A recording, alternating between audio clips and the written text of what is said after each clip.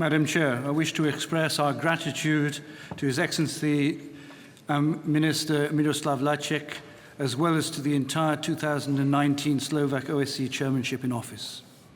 This year marks the 30th anniversary of the fall of the Berlin Wall. Shortly after the 9th of November 1989, the Cold War came to an end. The countries on the east of the Iron Curtain recovered the hope for a new future. It was also a new era of collaboration among the OSCE participating states began. It is well known that the Helsinki Final Act, and in particular its provisions on human rights and fundamental freedoms, had consequences that were entirely unforeseen by those who had signed it. The fall of the Berlin Wall is one of them. Even though society has violated human rights, as the experience of the last 40 years of the CSCE OSCE teaches us, we cannot accept that it can manipulate human rights. However, the language of human rights and even the human rights monitoring mechanisms are sometimes used to advance new agenda that not only do not enjoy international agreement, but also reinterpret existing international treaties in ways contrary to the rights the treaties originally purported to defend. Human rights were never meant to be used as weapons to advance political, economic, military, cultural, or ideological agenda. Nor can they be treated as open terms whose meanings different actors can change to suit their purposes. Otherwise, the universal respect for human rights will disintegrate, leaving the world worse off and people far more vulnerable. From the very beginning, the first CSCE and later OSCE has been an original instrument of peace, capable of strengthening confidence among states and of providing increasingly relevant responses to people's hopes and aspirations. In the present climate, marked by new centrifugal tendencies and the temptation to erect new curtains, may Europe not lose its awareness of the benefits, the first of which is peace, ushered in by the journey of friendship and rapprochement between peoples begun in the post-war period.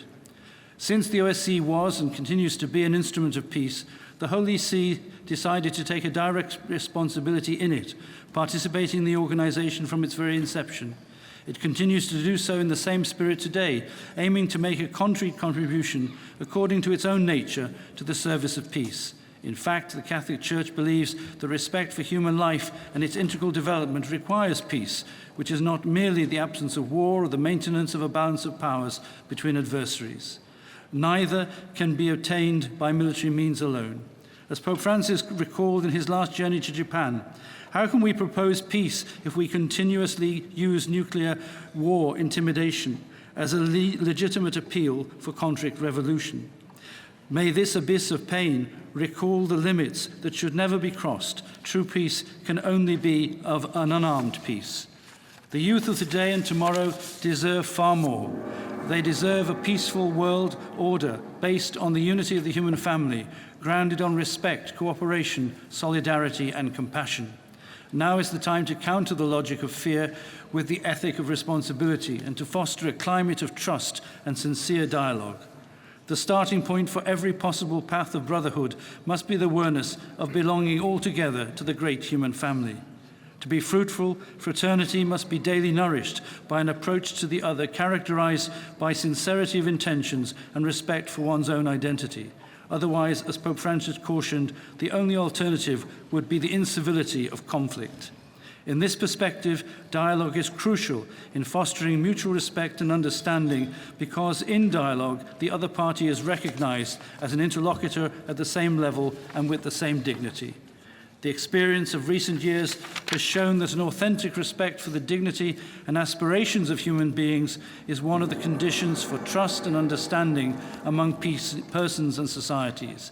It is only the awareness of being united by the same dignity and the same fundamental aspirations which can lead all of us to accept each other and build together a world where everyone can enjoy the full dignity inherent into all human beings. In conclusion, I wish to renew my gratitude to the Slovak Chairmanship for its leadership and the efforts made during this past year, and I express my heartfelt best wishes of success to the incoming Albanian Chairmanship and renew our condolences on the recent terrible earthquake, while assuring the continued cooperation and support of the Holy See. And I thank you, Madam Chair.